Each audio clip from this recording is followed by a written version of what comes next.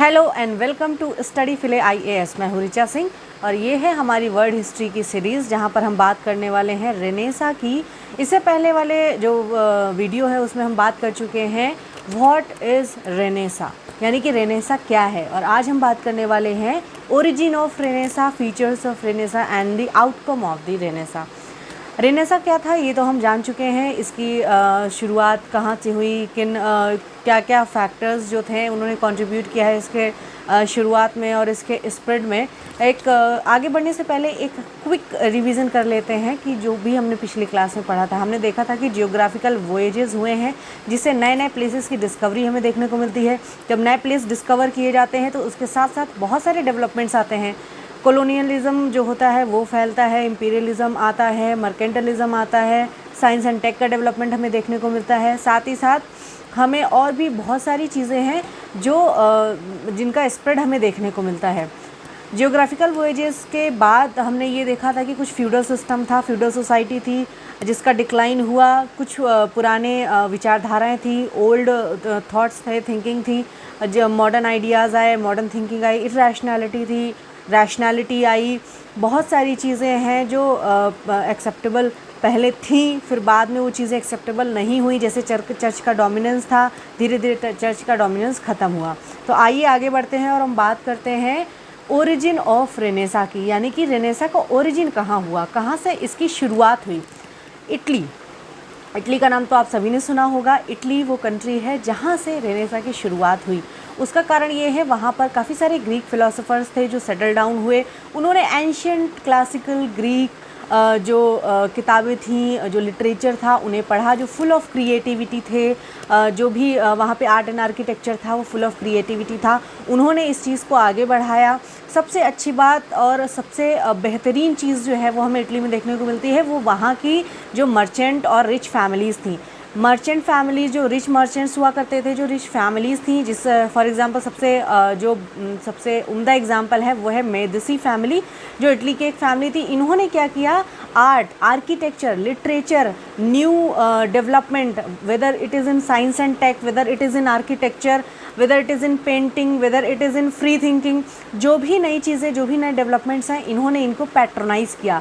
इसीलिए एक बहुत ही फेमस फ़िलासफ़र हुए हैं जिनका नाम है H.A.L. फिशर, जिन्होंने बताया अराउंड 200 ईयर्स अगो, यानी कि 1340 और 1540 के बीच का जो टाइम पीरियड है, उस टाइम पीरियड में इटली की जो सिटीज़ हैं वहाँ से हमें बहुत सारे architectural work, sculptural work, literary work, ये सारे वर्क्स जो हैं वो हमें देखने को मिलते हैं इतने लार्ज स्केल में और इतने अच्छे, बेहतरीन बोलते हैं ना क्वालिटी, तो इतनी अच्छी क्वालिटी में ये डेवलपमेंट्स जो हैं वो प्रोड्यूस करके दिए हैं इटली की सिटीज़ ने।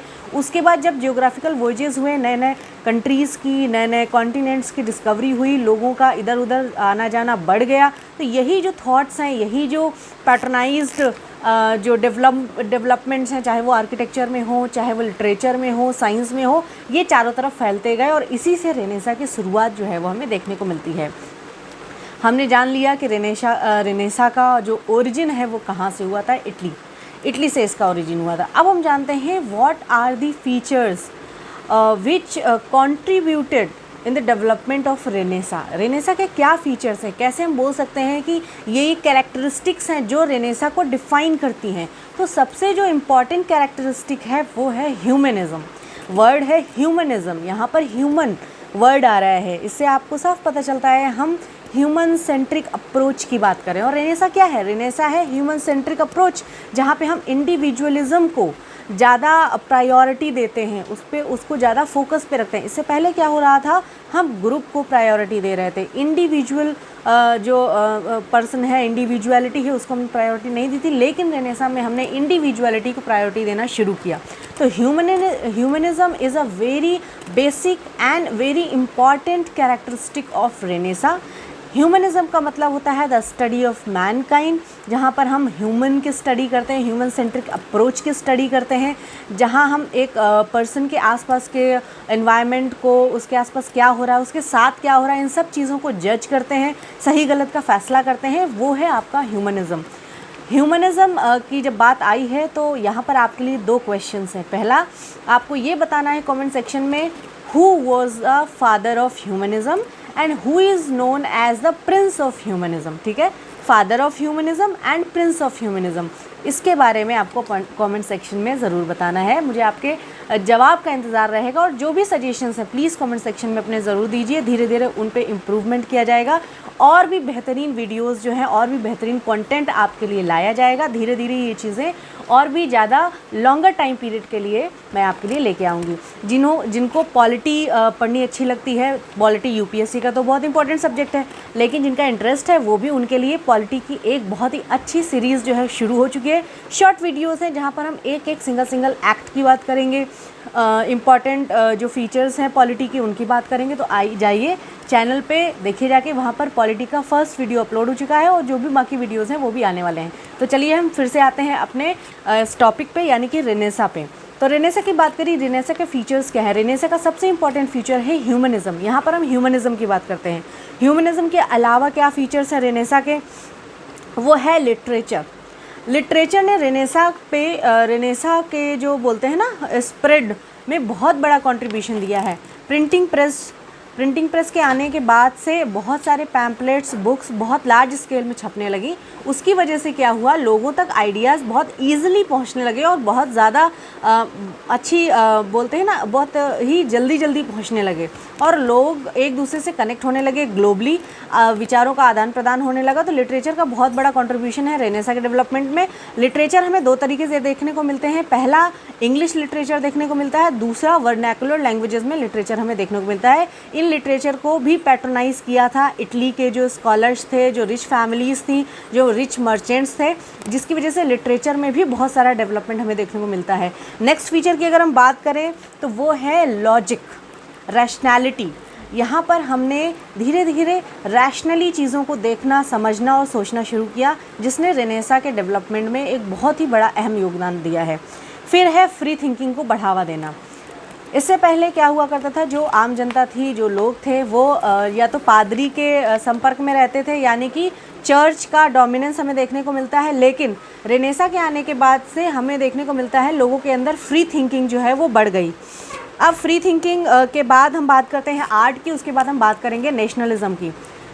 आज जो हम बहुत सारी कंट्रीज़ देखते हैं, जैसे कि इंडिया कंट्री हुई, अमेरिका हुई, फ्रांस हुई, तो पहले क्या हुआ करता था कि नेशन स्टेट का कोई कॉन्सेप्ट नहीं था। धीरे धीरे जब लोग जागरूक हुए, फ्री थिंकिंग आई, रेनेसा आया, मॉडर्न आइडियाज़ आए, वैल्यू सिस्टम में चेंज हुआ, साइंस एंड टेक में डेवलपमेंट हुआ, इंडस्ट्रियल डेवलपमेंट हुआ, आपका कमर्शलाइजेशन हुआ, बहुत सारी नई चीज़ें आई। उसके साथ ही साथ एक नया कॉन्सेप्ट भी आया जिसे हम बोलते हैं नेशन स्टेट। नेशन स्टेट का कॉन्सेप्ट आया, नेशनलिज्म का कॉन्सेप्ट आया। लोगों के अंदर एक बोलते हैं ना कि नेशनलिज्म की जो फीलिंग है वो धीरे धीरे जगना शुरू हुई, बाउंड्रीज सेट हुई, वैल्यू सिस्टम सेट हुआ। ये सारी चीज़ें जो है वो हमें रेनेसा में देखने को मिलती है। अब ये तो था रेनेसा के बारे में कि फ़ीचर्स क्या हैं। हमने बात करी ह्यूमनिज़म की, फ्री थिंकिंग की, लिटरेचर में क्या डेवलपमेंट हुआ, नेशनलिज्म की। ये सारे फीचर्स हैं जो रेनेसा को डिफ़ाइन करते हैं। अब हम बात करते हैं रेनेसा हो गया। रेनेसा कोई एक सडन इवेंट नहीं है, ये एक कॉन्टीन्यूअस डेवलपमेंट है। ठीक है, एक शुरू हुआ, थिंकिंग प्रोसेस शुरू हुआ, लोग आपस में मिलते गए, जुड़ते गए, नई थिंकिंग आगे बढ़ती गई और इसी से एक लंबे टाइम पीरियड में हमें एक नई सोच देखने को मिलती है, नई चीज़ें देखने को मिलती है, उसे हम रेनेसा बोल रहे हैं। तो रेनेसा का आउटकम क्या हुआ? जब ये टाइम पीरियड चल रहा था आपका 13-14 सेंचुरी से लेके आपका 17th 18th सेंचुरी, इस टाइम पीरियड के दौरान ये सारे डेवलपमेंट हुआ, इंडस्ट्री में डेवलपमेंट हुआ, साइंस में डेवलपमेंट हुआ। तो कुछ चेंजेस, कुछ आउटकम निकल कर सामने आए। वो आउटकम क्या है? पहला, जो हमने बात की थी कि मिडिवल टाइम में चर्च का डोमिनेंस हमें देखने को मिलता है, यानी कि ब्लाइंड फेथ देखने को मिलती है। रेनेसा के आने के बाद से फेथ तो थी, फेथ तो आज भी है, लेकिन ब्लाइंड फेथ ख़त्म हुई, ब्लाइंड फेथ काफ़ी हद तक ख़त्म हुई। ठीक है, दूसरा क्या देखने को मिलता है? रीजन, लॉजिक, रैशनैलिटी का एडवेंट हमें देखने को मिलता है, यानी कि लोगों ने अब रैशनल तरीके से सोचना शुरू कर दिया था। नेक्स्ट जो डेवलपमेंट देखने को मिलता है वो है growth in art, literature, architecture. इन सब चीज़ों में हमें एक बोलते हैं एक नई ग्रोथ देखने को मिलती है, एक नए तरीके से लिटरेचर, आर्ट और इनका जो प्रोडक्शन है वो हमें देखने को मिलता है। उसके बाद ट्रेड और कॉमर्स को बूस्ट किया, ये तो हम सब जानते हैं भाई, जियोग्राफिकल डिस्कवरीज हुई, लोग एक दूसरे से ग्लोबली कनेक्ट हुए, तो ट्रेड और कॉमर्स तो जाहिर सी बात है बढ़ना ही बढ़ना है। नेक्स्ट क्या हुआ, रेनेसा के बाद एक और जो डेवलपमेंट हमें देखने को मिलता है वो है रिफॉर्मेशन, यानी कि कुछ और चेंजेस हुए जिसके बारे में हम नेक्स्ट वीडियो में बात करेंगे कि रिफॉर्मेशन क्या है, रिफॉर्मेशन के फीचर्स क्या हैं, ओरिजिन कैसे हुआ, ये सारी चीज़ें हम डिस्कस करेंगे। तो रिफॉर्मेशन भी रेनेसा का एक आउटकम है।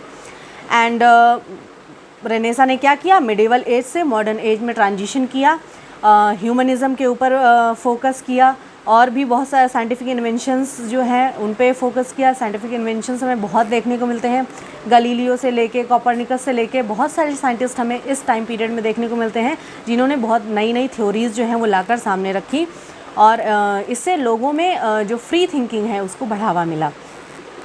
It gave rise to spirit of inquiry and scientific inventions and important changes in human life। तो ये सारी चीज़ें हैं जो हमें रेनेसा के बारे में देखने को मिलती हैं। अब जाहिर सी बात है जो चीज़ शुरू हुई है वो चीज़ ख़त्म भी होगा, तो हमें एक तरफ ओरिजिन ऑफ रेनेसा देखने को मिलता है, वहीं एक दूसरी तरफ हमें डिक्लाइन ऑफ रेनेसा देखने को मिलता है। डिक्लाइन का मतलब ये नहीं है कि रेनेसा ख़त्म हुआ या मॉडर्न आइडियाज़ ख़त्म हो गए, नहीं, एक नई चीज़ डेवलप हमें हमारे सामने आके खड़ी होती है, वो है रिफॉर्मेशन। यानी कि अब हम रेनेसा की बात ख़त्म करेंगे और रिफॉर्मेशन की बात शुरू करेंगे। एक नया कॉन्सेप्ट निकल कर सामने आया, वो भी रेनेसा का ही आउटकम है। यानी कि यहाँ से रेनेसा ख़त्म होता है, रेनेसा की बात ख़त्म होती है, रेनेसा ने जन्म दिया एक नए कॉन्सेप्ट को, वो है रिफॉर्मेशन, जिसकी अब हम बात करेंगे। तो इसकी बात करेंगे हम अपने नेक्स्ट वीडियो में। ये वीडियो देखने के लिए आप लोगों का थैंक यू वेरी मच, आप लोगों का तहे दिल से शुक्रिया। Please do not forget to share, subscribe and like this video, like my channel. Thank you.